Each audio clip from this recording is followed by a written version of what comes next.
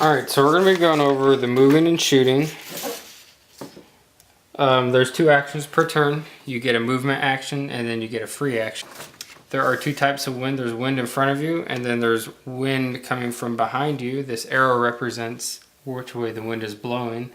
She's going to be right there. I'm right there. We're going to get in the middle and engage and go over real quick the types of the 2 actions.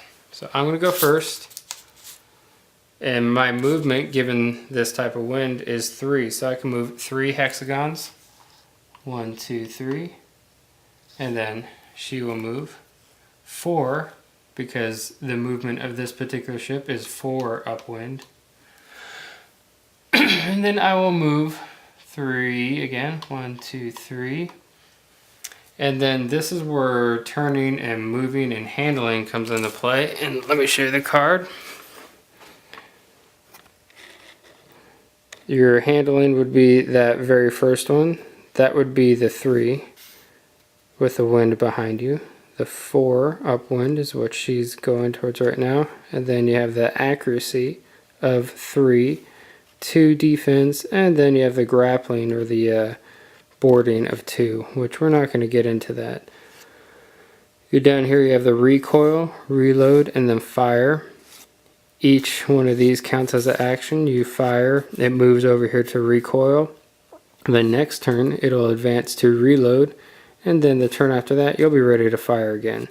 Down here you have the hull. You're allowed 4 damage cards, which are right there. You have 2 sail damage cards, and then 2 crew cards. Right here is the information of what kind of guns you have. The top deck is a 9-pounder and it has a range of 3 hexagons. So that's the basic information, and we're going to demonstrate some of that.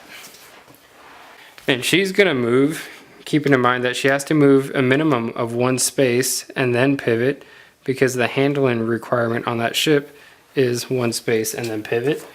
The handling again is right there. You need to move a minimum of 1 and then pivot. And then that makes it my turn. I'm going to move a total of 3, because given the wind, I can move 3 in this direction. So that was 1. 2 is the pivot. 3 is the movement action. I am now within the firing arc.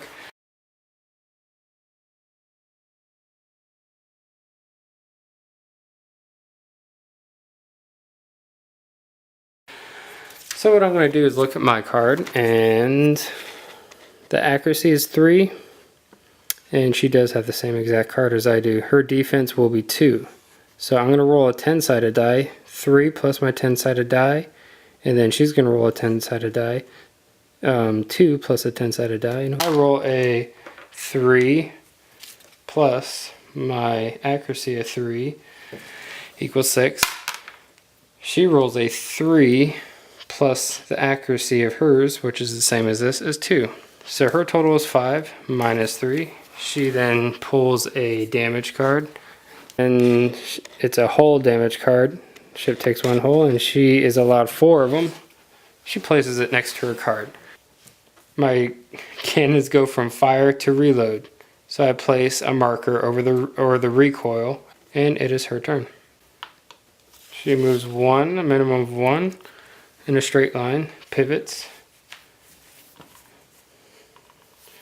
And then now she's going to shoot the stern of my boat. And this is actually unique, because if you shoot the stern or the front of the boat, it counts as 2. So I get 3, she gets 2, and she misses. So her cannons now go to recoil, and now it's my turn. My turn, I get to advance my cannon to, it's starting to reload now. And I may not shoot because it's not ready to fire. I have to travel a minimum of 1 and then rotate. 2, 3. And that's my turn. She moves 1, rotates. 4, because she was going upwind, she was allowed to move 4.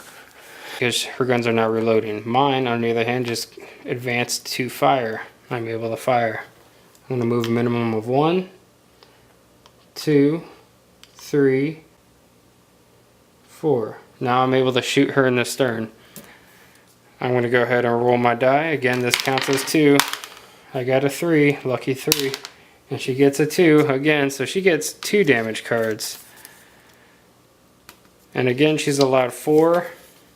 So that's the basic movement and shooting at mechanics of the game. Again, there are other free mechanics, and we'll go over those a little bit later.